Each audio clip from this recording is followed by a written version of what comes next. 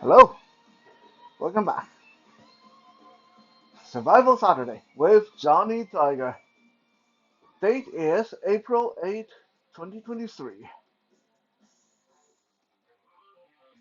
Last time we talked about how to utilize the guillotine choke in a self-defense scenario or a street level fight scenario. Quickly to refresh everybody's memory, guillotine choke is when your opponent, for one reason or another, maybe they are coming in to grab you around the waist, or hopefully it's because you just kick them in the groin and they bend over, and you drop your arm over the back of their neck and then grab your own wrist with the other hand and crank up like this. Okay, this is the classic guillotine choke. Although, as I mentioned in the last episode, there's quite a few moderations that can be had when we do guillotine choke. Now, today, before we move on to some variations, I want to talk about the several do's and don'ts, or rather, pros and cons of using guillotine choke in a fight. More specifically, uh, a street level kind of combat in a self-defense scenario. Getting choked is a wonderful, devastating move if you know what you're doing, but it definitely has its own, uh, sorry about the hand, its own set of pros and cons that you need to know about that before we proceed. Honestly, in the coming episodes, you guys will probably get a little bit sick and tired of seeing this new training dummy, Wesley, in action. You'll get a little bit sick and tired of the grappling stuff because honestly, it's an area in self-defense we have neglected for a long time because of a lack of subject, lack of participants, lack of suitable training partner to do this video with. Striking is easy. When you're doing a striking video, you can hit the air, you can hit the wall, you can hit Bruce over here, you can hit Wesley over here. Yeah, and Wesley even hit back. Just um, grappling is really hard to show unless you have something vaguely human shaped that you can throw around that have arms and legs, or a real partner who can demonstrate with you. So for a long time we have neglected the grappling aspect of our self-defense, and I aim to make up for some of that. We won't be able to do all of it, but some of it should be no problem. Anyway, I digress. So the pros and cons of using a guillotine choke in a self-defense scenario. Let's talk about the pros first.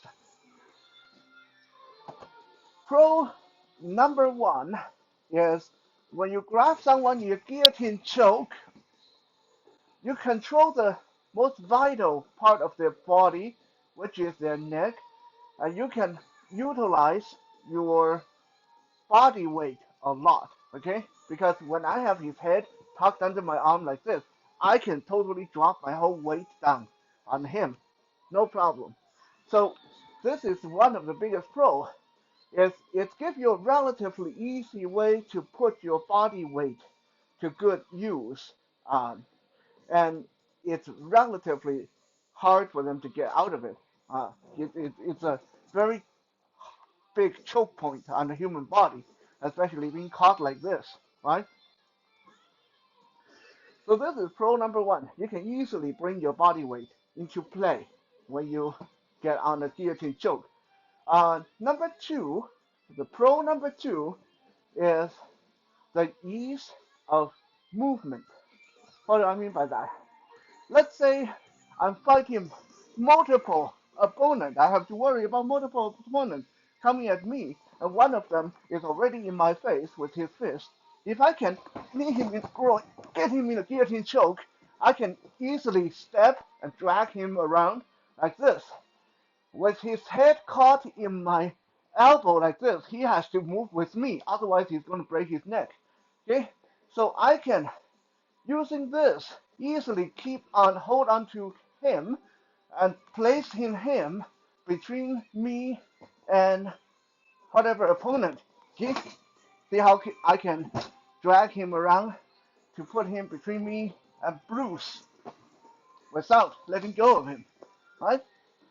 So that is one of the biggest advantage of a guillotine choke, is the ease of movement that allow you to utilize a lot of different factors, a lot of different angles while holding on to control of the person that you're choking.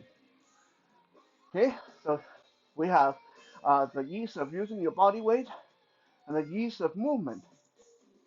Number three, the third pro of a guillotine choke is, and we talked about this briefly last time, is the ease of punishment.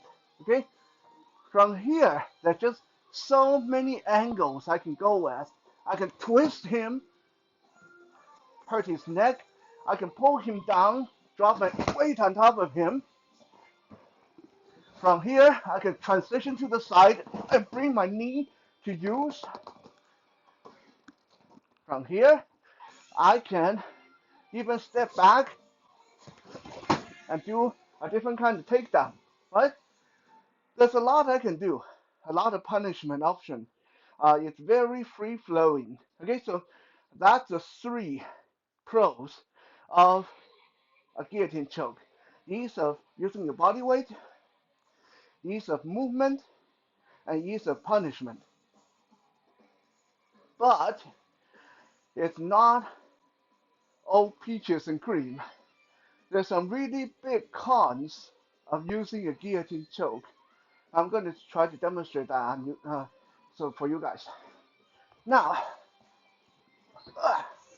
Wesley, obviously, because of his construction, is not going to be able to do a proper guillotine choke. But it would look something like this. Something like this.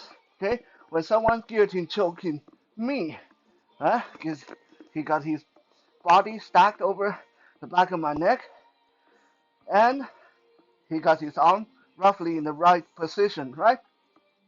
Okay, so here we go. Con number one is, while he gets me in this guillotine choke, he's presenting to me his groin, okay? So this is a big thing that you don't worry about in sport fighting, but in self-defense, you totally have to worry about this. If someone tried to grab me in this, my first reaction is boom, right into the groin, okay? Now, how hard can I hit from that position? Well, admittedly, I can't get a full force hit in there, but you know what? I can totally get a really good squeeze in there. So even if I don't hit it, if I just grab and squeeze, that's going to be bad for the person. Okay, so that's con number one. You open your groin and stomach and leg to your opponent while you're going for that guillotine choke. Number two, I'm going to turn us around so you guys can see what's going on here. While I hope this is legible, because this is I can hear myself. It's even really muffled. Okay. While he got me in the guillotine choke, he can easily lose track of my hand. It requires him two arms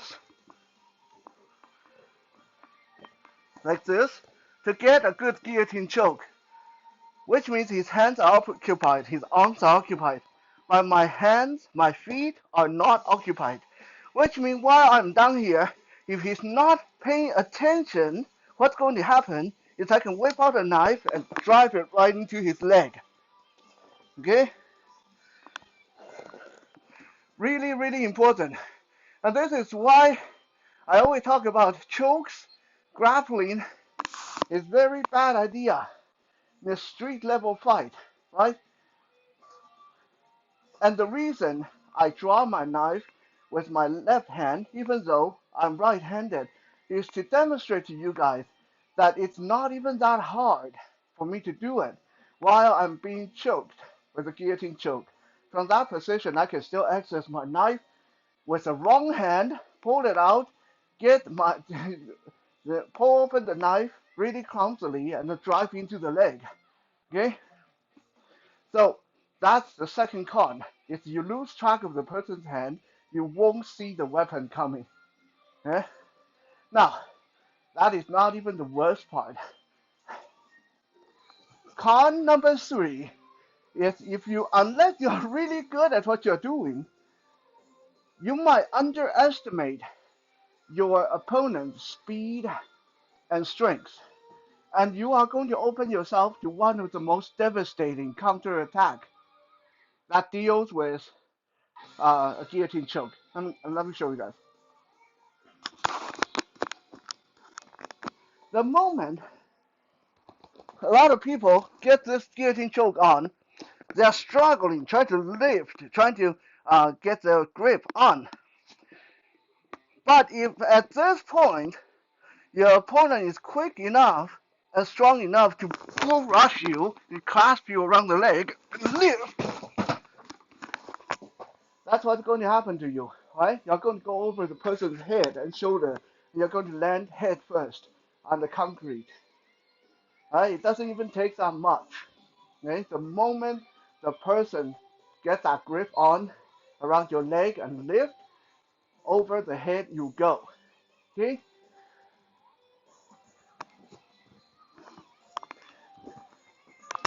Now, next episode, I'm going to show you guys how to specifically avoid being picked up and throw over the person's head and shoulder like that when you apply a guillotine choke. But I think today, this is a quick, short, but to the point episode to illustrate the pros and cons of a guillotine choke. Pros, ease of movement, ease of using your body weight, and ease of punishment. Con, you won't see the weapon coming out. You open your groin and stomach to the person, and you open yourself to the almost like a suplex counterattack. Really, really nasty. I got caught in that one before. Hurts a lot, even on the mat. Thank you for checking out today's episode, and I'll be back again tomorrow for some Soul Search Sunday. I did post a new piece of artwork earlier, so if you haven't, you can check out the short video on the channel. Thank you guys. I'll see you guys later.